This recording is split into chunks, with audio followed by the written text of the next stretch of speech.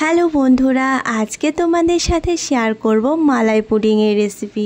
10 থেকে 15 মিনিটের মধ্যে তৈরি হয়ে যাবে এই মালাই পুডিং, মাত্র 2-3টে উপকরণ দিয়ে। গরমে ঠান্ডা ঠান্ডা মালাই পুডিং খেতে দারুণ লাগবে আর খুব সহজেই তৈরি হয়ে যাবে। তো চলো বানানো শিখে নিই। এখানে আমি নিয়েছি 500 গ্রাম দুধটা এখন সাইডে রেখে দিচ্ছি, এটা দিয়েই পুডিং বানিয়ে নেব। এখানে আমি নিয়েছি 1/3 কাপ চিনি। তো 500 গ্রাম দুধের সাথে 1/3 কাপ চিনি একেবারে পারফেক্ট হবে মিষ্টি অনুযায়ী।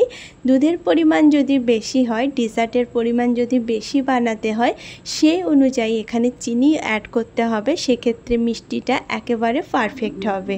এখন দেখতে পাচ্ছ ক্যারামেলটা বানিয়ে নিচ্ছি। তো এখানে ক্যারামেল বানাতে গেলে ক্যারামেলের কালারটা ডিপ গোল্ডেন ব্রাউন রাখতে হবে। ক্যারামেলটা যদি বেশি পুড়ে যায় সেক্ষেত্রে একটা তিতো ভাব চলে আসবে আর পুডিংটা খেতে অতটা মজার হবে না।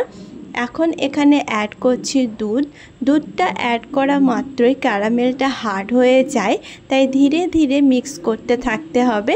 ধীরে ধীরে এটা পুরোপুরি দুধের সাথে মিক্স হয়ে কালারটা চেঞ্জ হয়ে যাবে। প্রথমে একটু হার্ড লাগবে, কিন্তু ধীরে ধীরে মিক্স করতে করতে দেখবে একেবারে মিক্স হয়ে গেছে। আর এর সাথে অ্যাড করব 1/3 কাপ মিল্ক পাউডার, গুঁড়ো দুধ। তাহলে এই মালাই পুডিংয়ের টেস্টটা অনেক বেশি মজার হবে। মালাই পুডিংয়ের টেস্টটা বাড়াতে এখানে গুঁড়ো দুধটা ইউজ করেছি।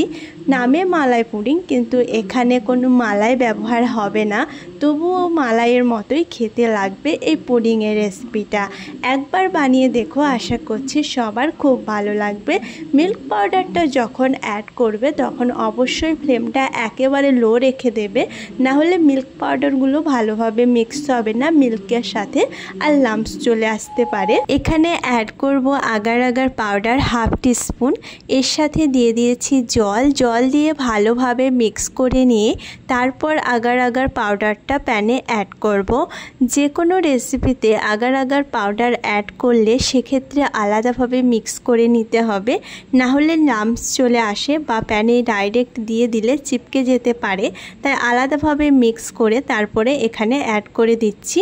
আগার আগার পাউডারটা দিয়ে খুব ভালোভাবে নেড়ে চেড়ে আরও 2 মিনিট জাল করে নিচ্ছি।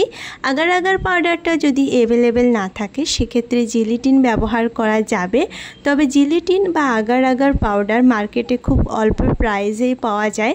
আগার আগার পাউডার যে কোনো রেসিপি পুডিং জাতীয় সেটা বানাতে সেট করতে ব্যবহার করা হয়। জেলি জাতীয় কিছু বানালে সেক্ষেত্রেও আগার আগার পাউডার ব্যবহার করা হয়। এই ধরনের পুডিং, ডেজার্ট, জেলি বানাতে আগার আগার পাউডার খুবই ভালো কাজ করে।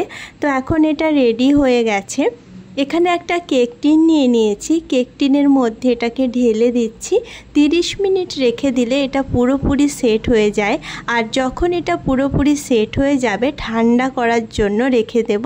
ঠান্ডা খেতে এই মালাই পুডিংটা অনেক বেশি মজার হয়। পুরোপুরি সেট হয়ে গেলে এখন একটা প্লেটের মধ্যে এটাকে বার করে নিচ্ছি।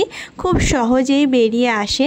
যে কোনো ড্রাই ফ্রুটস দিয়ে এটাকে সার্ভ করলে দেখতে অনেক বেশি সুন্দর লাগে, আর ড্রাই ফ্রুটস সাথে এটা খেতেও অনেক বেশি মজার হয়।